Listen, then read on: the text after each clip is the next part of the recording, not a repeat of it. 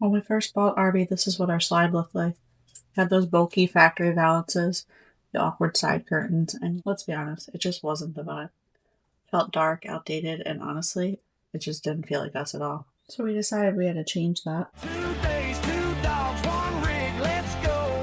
Running on coffee and kibble. We started by ripping out the old valances, which was surprisingly easier than we thought. We put up some wallpaper and added some curtains to make it feel more like home.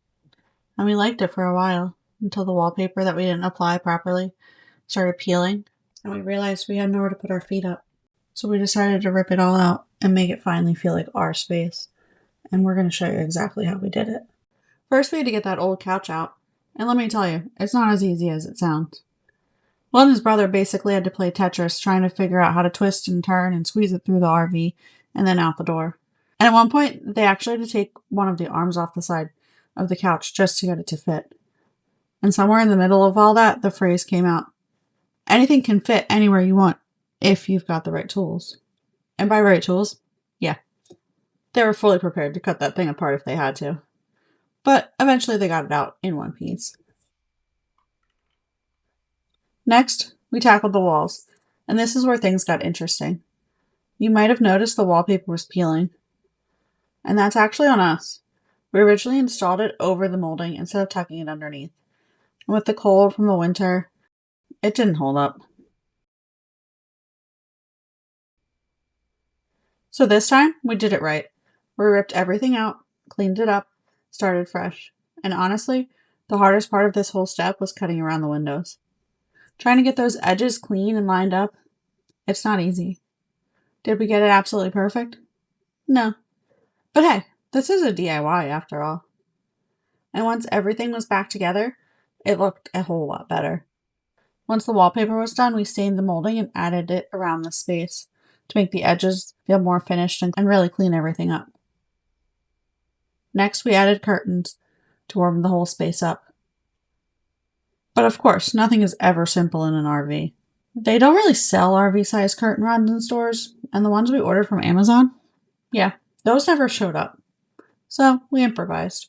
We went to Home Depot, got some copper bell hangers from the plumbing section, spray painted them black, got some wooden dowels, and used those as curtain rods. And honestly, it ended up looking way better than anything we originally were going to buy. Then came probably the hardest part, finding the right chairs. We needed something that would actually fit in the slide, be comfortable, and not weigh a ton.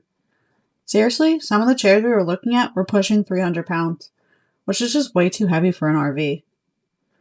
So we focused on finding lighter weight, wall-hugging recliners that would give us that cozy feel without taking up too much space. And after a lot of searching, we found the right ones. And then it was time for the best part. We got to put it all together. We brought in the new chairs and built them right there inside Arbie. Got them into position and of course tested them out. And just like that, the whole space went from outdated and uncomfortable to something that actually feels like home. Way more functional, way more comfortable, and honestly, one of our favorite upgrades we've done to Arbie yet. And most importantly, Macy approved. If you guys enjoyed this transformation, make sure to hit that like button. And don't forget to subscribe so you can follow us along on all of our future RV projects and upgrades. And all of the camping trips we take Arbie on, because we've got a lot more coming. It's noogie.